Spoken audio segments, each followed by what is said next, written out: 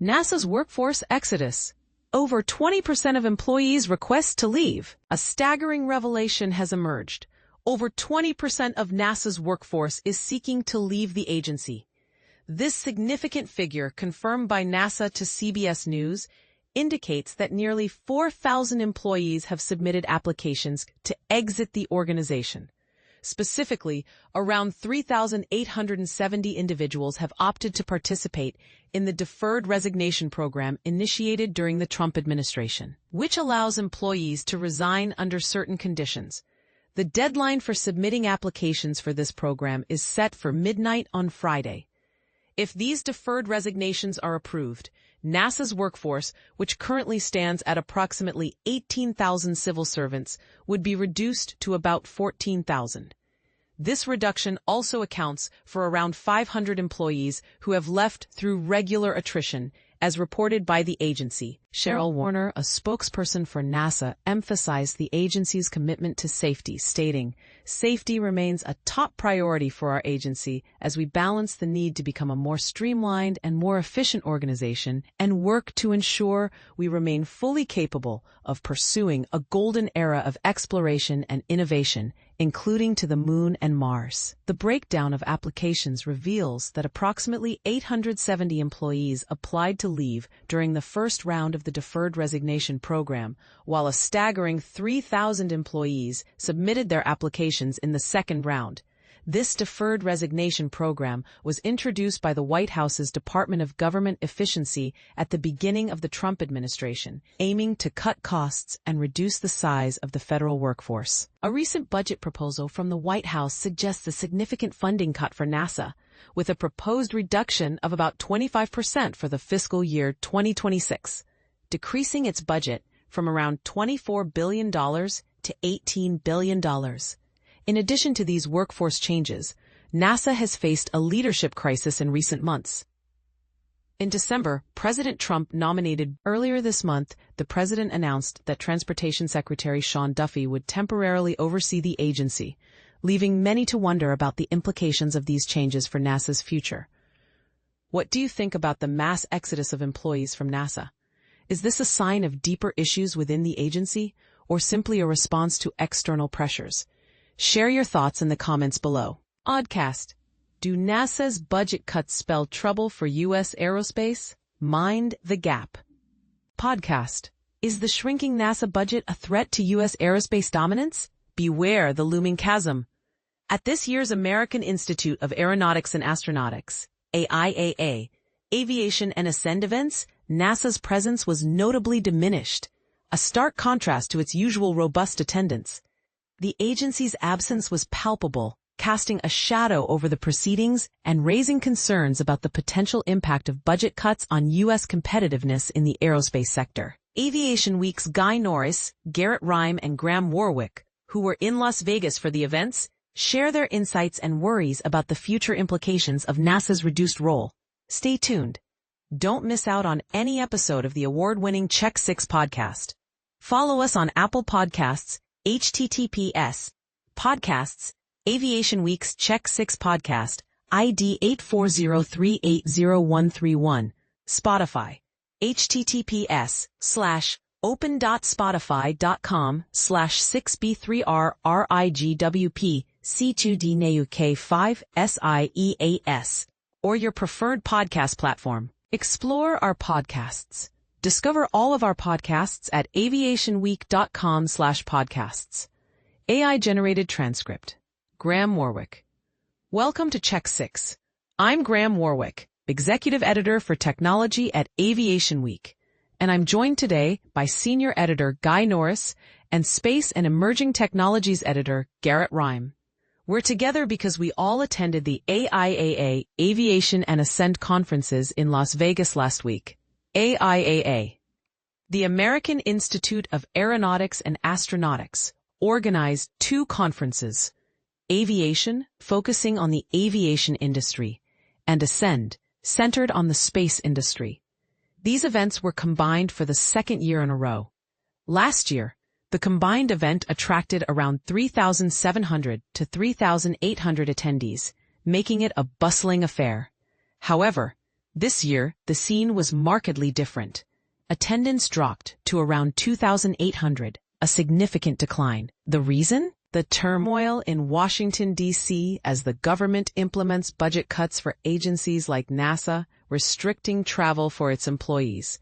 Typically, around 400 NASA personnel attend the convention, but this year, only 25 were allowed to attend each conference, and only if they were presenting.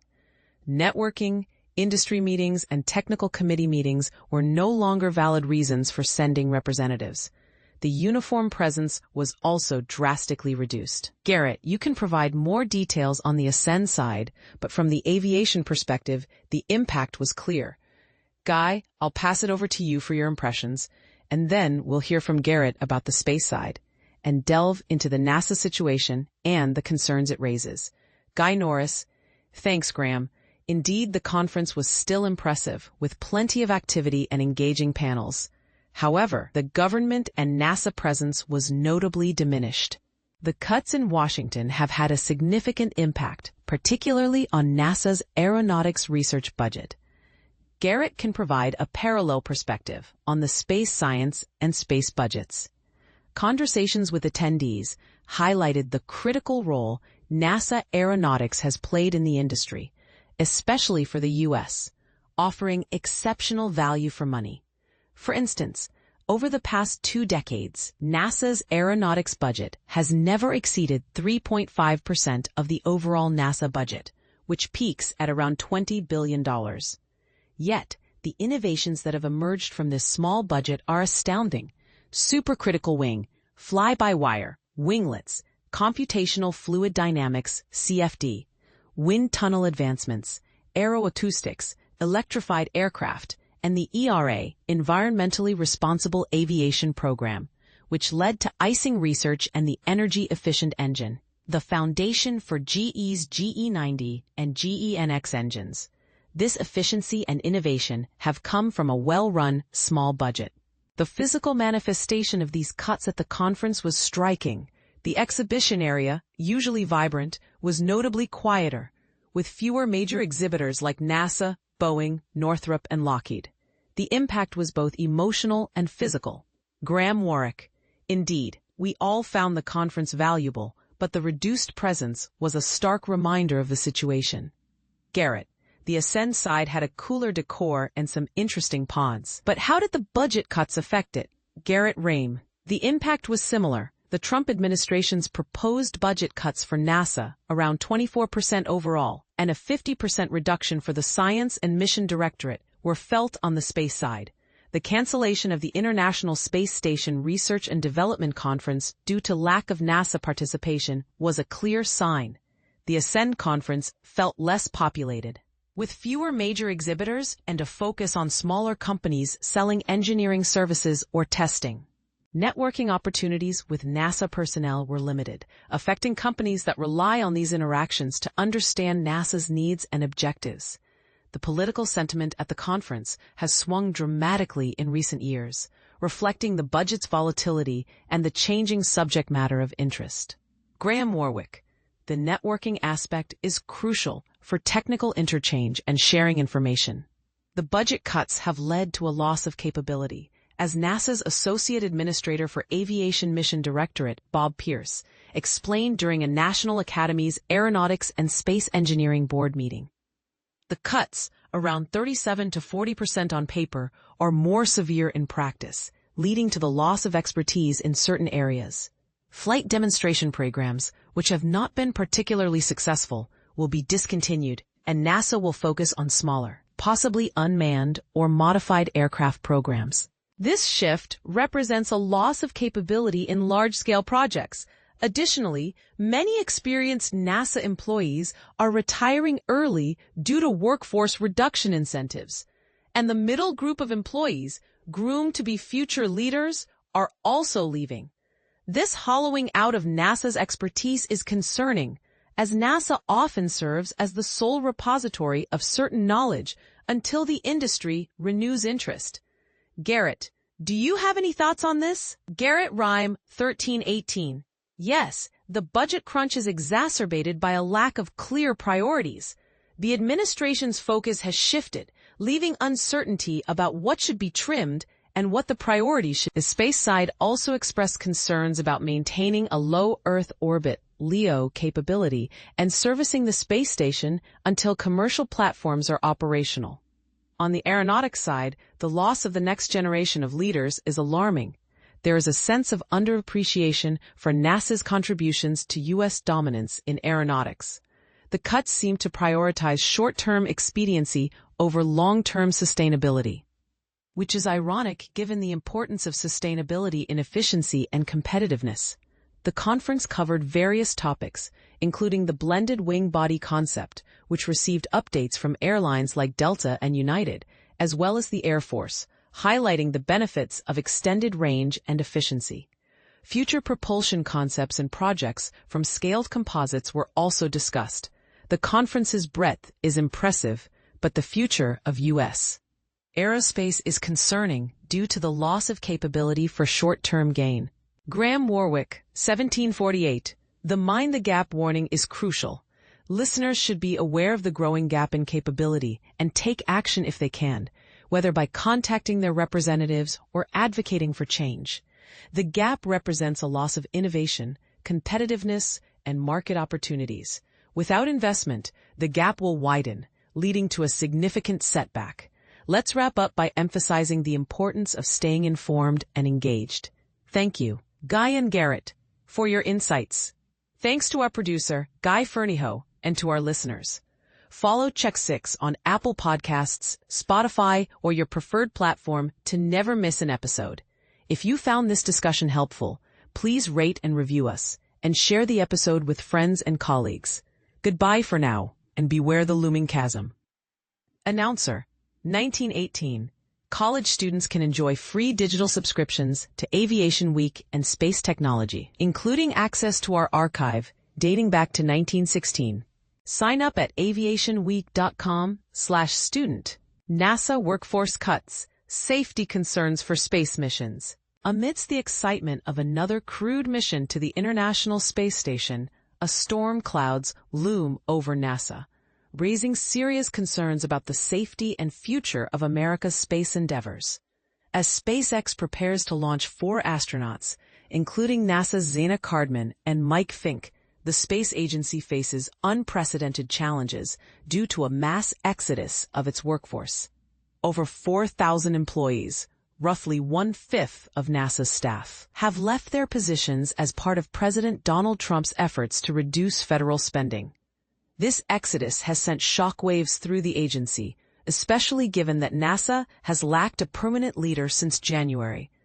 In a powerful open letter to Transportation Secretary Sean P. Duffy, the acting NASA administrator, nearly 300 current and former NASA officials voiced their deep concerns. They highlighted the risks posed by the cuts, including the potential waste of public resources, compromised human safety, weakened national security, and undermined core missions.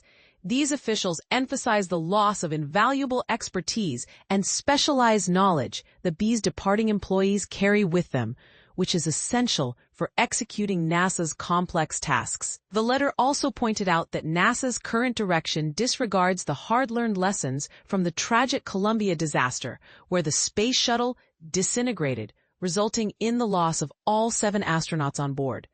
Despite these challenges, NASA maintains its commitment to safety, with Bethany Stevens, NASA's press secretary, stating, "NASA will never compromise on safety." She assured that any workforce reductions, including the voluntary separations, would be managed to safeguard critical roles. In a briefing, Steve Stitch, the manager of NASA's Commercial Crew Program, acknowledged the disruptions and the impact on his team. However, he stressed their dedication and focus on ensuring mission success and crew safety. Stitch emphasized that the team understands the gravity of their responsibilities and remains committed to their work despite the turmoil. Currently, NASA operates under the leadership of Sean P. Duffy, who also serves as the Secretary of the Transportation Department. Duffy took over after the withdrawal of Jared Isaacman's nomination. Due to Congress's scheduling constraints, NASA might not have a permanent administrator for several months. During Trump's first term, the Artemis program, aimed at returning astronauts to the moon, was a high priority. Under Vice President Mike Pence's guidance, there was a sense of urgency to surpass China in this space race. However, the Space Council has since been disbanded, and the Artemis program has faced significant delays and setbacks. Repeated explosions during SpaceX's uncrewed Starship rocket tests and issues with the Orion spacecraft's heat shield have pushed the lunar landing date back to 2027, which is still ambitious. Mary Genther, the head of space policy at the Progressive Policy Institute, expressed her concerns, noting that while the previous administration made significant strides in space exploration, it now seems as though space has been deprioritized. Despite these challenges, NASA officials continue to assert that space remains a priority. Duffy has pledged to fulfill the commitment to return astronauts to the moon and eventually set foot on Mars. Garrett Reisman, a former astronaut and professor at the University of Southern California, worries that the current environment might discourage employees from reporting safety issues openly. In an anonymous interview, another former astronaut echoed these sentiments, expressing fear that the workforce's focus is divided, which could jeopardize mission success. While the immediate upcoming SpaceX launch appears to be on track, Reisman's concerns revolve around the long-term implications of NASA's diminished capabilities. With reduced oversight and expertise, there could be unforeseen consequences down the line. Thursday's launch, scheduled for 12:09 p.m. from Cape Canaveral, Florida, marks SpaceX's 11th crew rotation mission to the ISS and includes astronauts Zena Cardman, Mike Fink, Kimia Yui, and Oleg Platonov. As NASA continues to navigate these turbulent times, the question remains, can the agency overcome these obstacles and achieve its ambitious goals? What do you think? Should NASA prioritize safety above all else, or is there room for budget cuts in the space program?